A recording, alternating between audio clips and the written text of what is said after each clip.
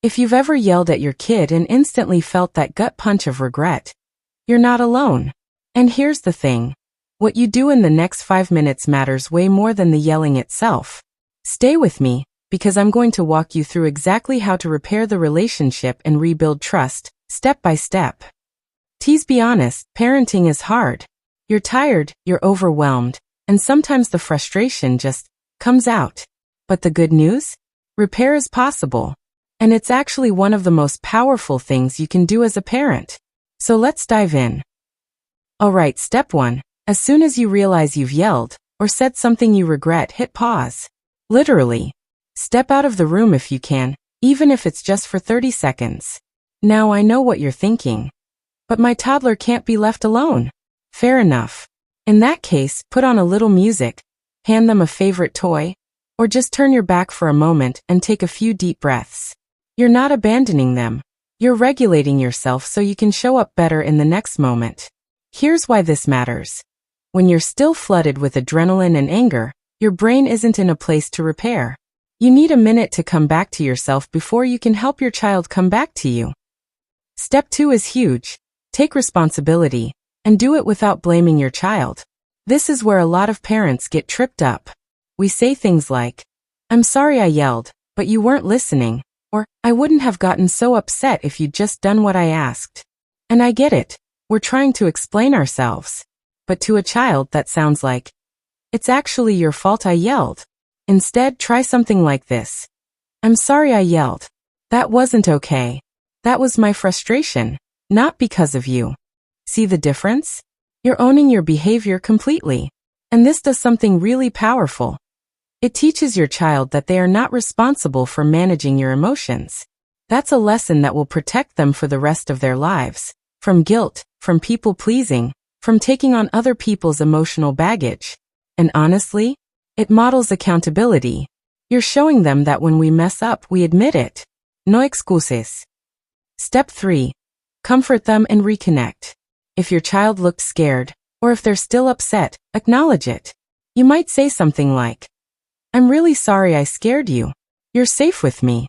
This is so important because kids are wired to see their parents as their safe place. When we yell, it shakes that foundation. Not permanently, but it does create a crack. And this is how we repair that crack. By naming what happened, validating their feelings, and reassuring them that they're still safe. A hug, a cuddle, sitting close, or even just some gentle words can go a long way here. You're basically saying, "I made a mistake and I'm still your person. You can trust me." And here's a little known fact. Research shows that kids who experience consistent repair after conflict actually develop stronger emotional resilience. So you're not just fixing the moment, you're building their capacity to handle hard emotions in the future. Step 4. Forgive yourself. Listen, no one gets this right every single time. You're human, not a robot. And honestly, if you never messed up, your kid would have no idea how to handle imperfection in themselves or others. What matters most isn't that you're perfect. It's that you're willing to own your mistakes and do the work to reconnect. That's what builds trust. That's what builds emotional safety. So take a breath. Let go of the shame spiral. You're doing better than you think. And finally, step 5. Keep growing. If yelling is happening often, like more than you'd like to admit, don't just beat yourself up, but also don't brush it aside. There's usually something deeper going on. Stress, burnout, unresolved trauma, lack of support. And that's okay. It just means it's time to get some help. Maybe that looks like therapy. Maybe it's joining a parenting support group or community. Maybe it's finally asking your partner or a friend for more help so you're not doing everything alone. Here's the thing. Healing your own stress and triggers doesn't just make you a better parent. It makes your whole life better.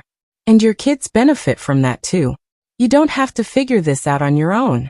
There are people and resources out there designed to support you. Use them. Remember, your child doesn't need you to be perfect. They just need you to be honest, to own your mistakes, and to keep showing up. That's what builds trust. That's what builds connection. If this video helped you, go ahead and hit that like button, share it with another parent who might need to hear this, and subscribe if you want more real talk about parenting. Drop a comment below if you have any questions or if you want to share your own experience with repair. I'd love to hear from you. Thanks so much for watching, and I'll see you in the next one. Take care.